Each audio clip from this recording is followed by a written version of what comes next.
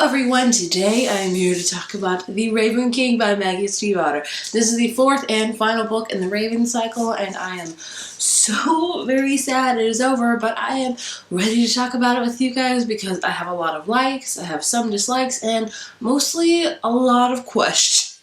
If you have not read the Raven cycle and you're very interested in it, I will tell you a little bit about it before I go on because it's going to be spoiler city in here. It's going to be just... the highway is full of spoilers. So, the Raven cycle is a unique series that I've never really read like anything before. It has so many different things going on it. Basically, it takes place in Henrietta, Virginia. We have a cast of characters. We have 4 boys that attend this private school, and we have this main guy named Gansey who's on the search for this king underground called King Glendower, and his whole mission for the past 8 years is to wake him to grant him a favor because of something that happened in Gansey's past. And so we have that going on. Then we have, on the complete different side of the spectrum, Blue, who lives in a house full of psychics. Her mom's a psychic, her aunts are psychics. Blue is not psychic, but she can like amplify people's powers. And so Blue and Gansey and the boys, Noah, Ronan, and Adam meet up, and they go on this hunt for Glendower together, and it becomes more paranormal. It has demons, it has dreamers, it's just insane. So that's all I could really tell you about it, because I feel like if I say anything more, it's going to be spoiling it for you, and I don't want to do that. I think with this series, you really have to just go into it with open arms.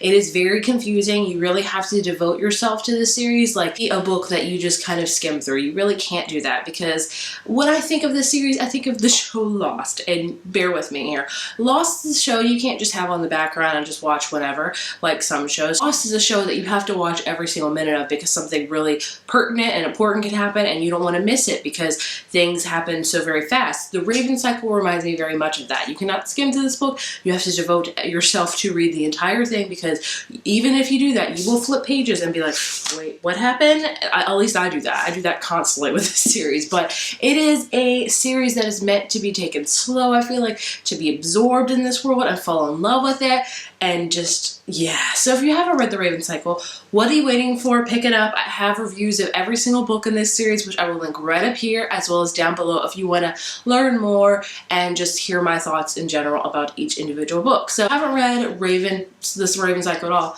you know, you should probably go. As far as the Raven King, you should probably not watch this. Read the Raven King, come on back, and we could talk about it together. So let's go. So Raven King takes place literally, I think, a week after Blue Lily, Lily Blue, or is it Blue Lily, Blue Lily?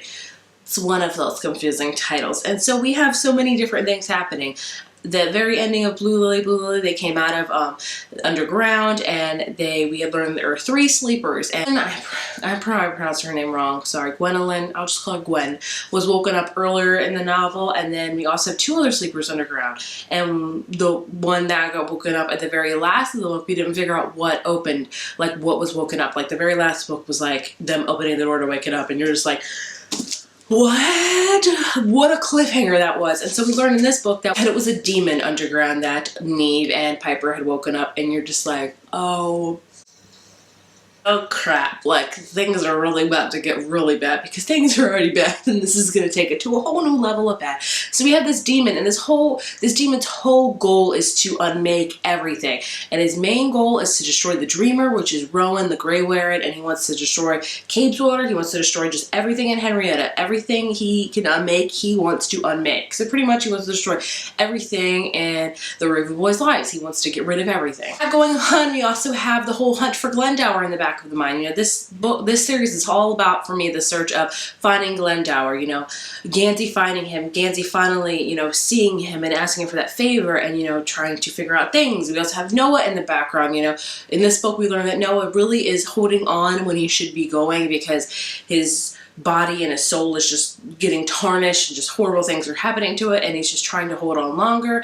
And we're, you know, the whole thing of Gansey dying, that's been the whole start from this series. You know that Gansey is going to be dying this year, and this was the book that was probably going to happen. It's like, you know, like you knew all along that Gansey was going to die, but you don't want to think about it. You dread it at all cost. And I was just like, it's not going to happen. It's not going to happen. I'm like, it's going to happen. It's going to happen. It's not going to happen. It was like a constant battle with myself of whether it was going to happen or not. But you knew that Gansey was probably going to die, that Blue's curse of kissing her love would die. And it's just so many things are going on in this book that I just can't even begin to talk about. I will be going all over the place with this. I apologize, but my feelings are not in order and they're sporadic, and oh, that's okay. So I have a lot of questions with this book. I feel like it wrapped up nicely, but there are still a lot of lingering questions that I felt weren't answered, or maybe they were answered and I just did not pay attention enough or did not grasp it. So I'm hoping you guys can help me with that. I want to first talk about Henry Chang. Henry Chang was a new person introduced in this book. More specifically, he was actually introduced in the third book. You saw a little glimpse of him, but he was really a big part of this fourth book. And I didn't hate that. I just felt like I wish he would have been introduced early on in the series, because I felt this book devoted a lot of time to Henry Chang, which wasn't a bad thing, but I was like, this is the last book. I really want to get focused more on the four guys and Blue, but I feel like he almost took place of Noah because of Noah kind of going away and decaying and stuff, that he was just going to fill Noah's spot in for like plots and stuff, which hey with, I understood, but I just didn't love it so much. I just felt like it was a huge chunk that I was like, just more to learn about. With this series, I feel like I just learned so many different things. I feel overwhelmed a lot with this series, which is not a bad thing. It's just I feel like I'm like, oh, new stuff I have to learn. Oh, crap. I liked Henry as a character. I really liked his development and stuff. I just really wish he would have been introduced earlier on in the series so we could already have a feel about him, because he was brand spanking new and I didn't know whether to trust this dude or not. What was his story? Well, all that stuff with Robo-Bee and his mom and the kidnapping, and I was like, new information overload. And we also have these like this whole market of like people that just like buy demons, and like, you know, they were trying to buy Rowan the Greyware, this object that his dad had made up of calling him that, and we just have these like this market of people that wanted that, and I was like, this is really interesting and very confusing, because Piper's whole goal was to sell a demon. Also with Piper, there were a couple characters that were really not in this book at all. Piper and Noah more a lot, because Piper was introduced last book and she'd woken up the demon, so we get to see a little glimpses of her here and then, of her dealing with the demon, and I think the demon had overtaken her body, right? I think that's what happened, and then the demon died, so Piper died, right? Is that right? I'm confused about that. Let me know if that's right. If not, like, if Piper's still out there, like, what the heck happened? I feel like we didn't get a lot of Piper as well as Noah. We didn't get a lot of Noah, and I loved Noah. He was such a sweet and gentle soul, and we just didn't get a lot of him, I think, because it was his time to go. That was when Maggie Stiefvater's like, you know, trying to ease Henry Chang in to replace Noah, because Noah was really rapidly leaving, and I just feel like we didn't have much of that. Rowan, we had a lot of character with Rowan. Rowan is an amazing character. He is such a complex character. All of these characters are so complex, and they're each in individual different ways. Rowan has all of these things happening to him in this book. You know, his mom had died. That was one of the worst parts of this whole book, reading that. I was like literally like gasping. I was like, like almost having a panic attack.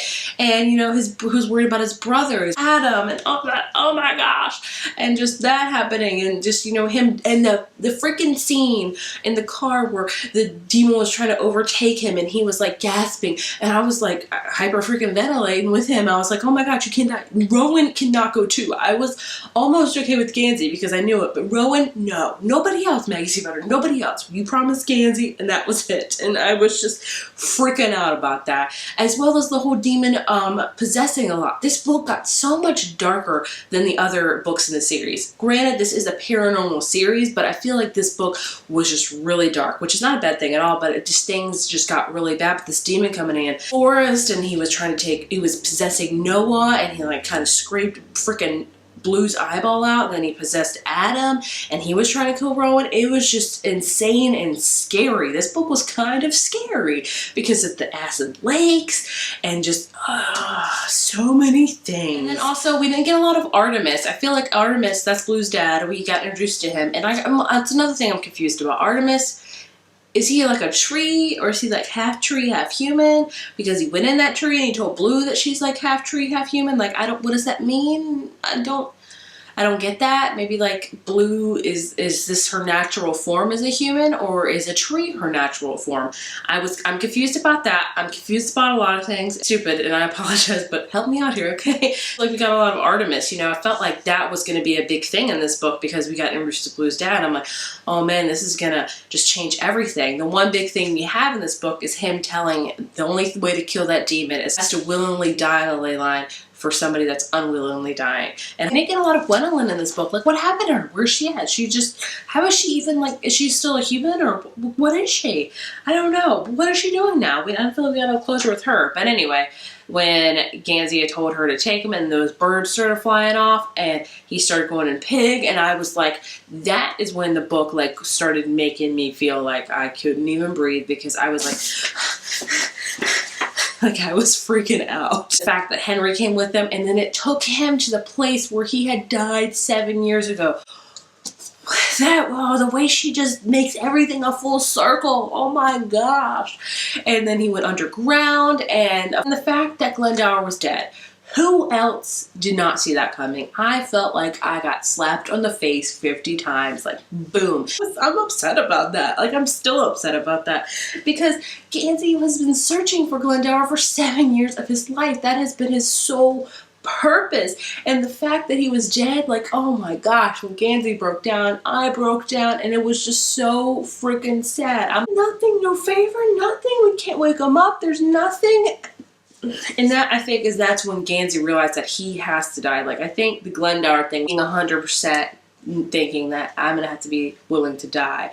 He always thought that Glendower would help him out, that something could happen with that. And the fact that he was dead just made Gansey realize, like, I'm going to die, like, really, really soon. And tried to take over Cavewater, and it was killing it. And it was just, and then the Rowan thing and the Adam, it just got all insane. And then the fact that when Gansey died, he just said, I'm ready, kiss me, Blue. And I just freaking died as well. Oh my gosh. And the fact that they realized, you know, you can't ask Cavewater to revive it, but you could ask Cavewater to die in order for him to live. And I was like, oh man. So we learned that Cavewater is not a forest. We learned that in this book, that Rowan pretty much manifested Cavewater, which I also did not see coming. We also learned that Cavewater is not a forest. It's like just a deep old magic that just takes place into different forms, and it just so happens right now it looks like Cavewater. So you learn that it's just got this old magic.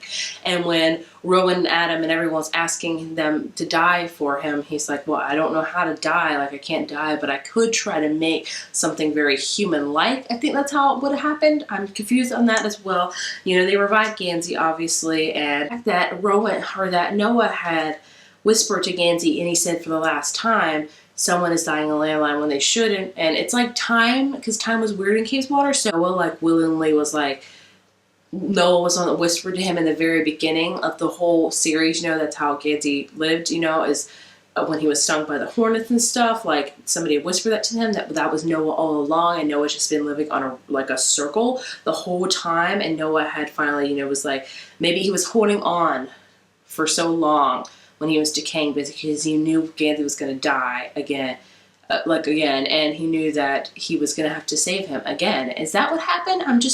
I get so confused about this, and I apologize. The blog was also amazing, but I wish it would have been more. I felt like we didn't get enough closure. You know, Adam's going to college, and that's great, and I don't know what Rowan's doing. What's Rowan doing? I know Adam and him are together, which is great, but what are they doing? Like, what's going on? And Blue, Gansey, and Henry are going off on a trip in like a dream Camaro pig that has no engine, that just runs forever. But I still feel like there's a lot of questions unanswered. Like I said, Gwen and Artemis. And the big question I have is that we've always known that there are 3 sleepers underground. Number 1 being the demon, number 2 being Gwen, and we always assumed that Glendower was the 3rd one, but Glendower was dead already. So who's the 3rd sleeper? Did we touch base on that or no? I don't remember. So I don't know. Was that answered? And then the Piper thing, what happened with that? And then also Rowan is in the forest again, and when it's just a regular forest, and he finds an old wheel of the Camaro, and he also says, you know, that time is just ever changing in this forest, and this is ancient, so that has been an adventure not happened yet. So I'm like, there's gotta be more in this series. Like, I feel there has to be more. I feel like this is done, but it's not like done. Does that make sense? Does that make sense? I don't know. I'm sure this is a long as heck video, and I apologize, but I love this book. Obviously 5 out of 5 stars, even though I had some qualms with it, with the questions and with the epilogue. I wish I would have wrapped up more with all characters, like the Gray Man. Where's he at? What is Mora doing? Are they together? What's Artemis doing? Just all these characters that I feel like we didn't really touch base on, like, you know, did Declan and Matthew come back? What's going on with that? And there's just a lot of questions unanswered. You think that there's going to be more with the Raven Cycle. It's going to be a different series maybe, and maybe a couple years from now, but I feel like there's going to be more. And maybe it's just me that feels that way, but I just feel like in the back of my gut that there's going to be more.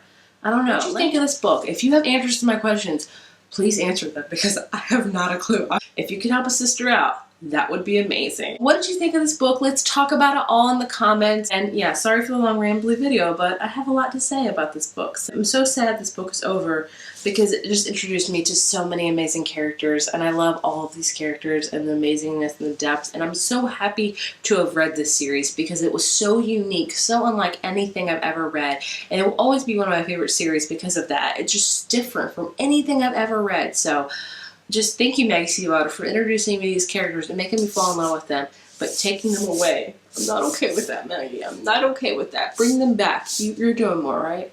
Right? So, if you like this video, please give it a thumbs up and hit subscribe, and I will talk to you later. And I'm so sad this book is over. Ugh.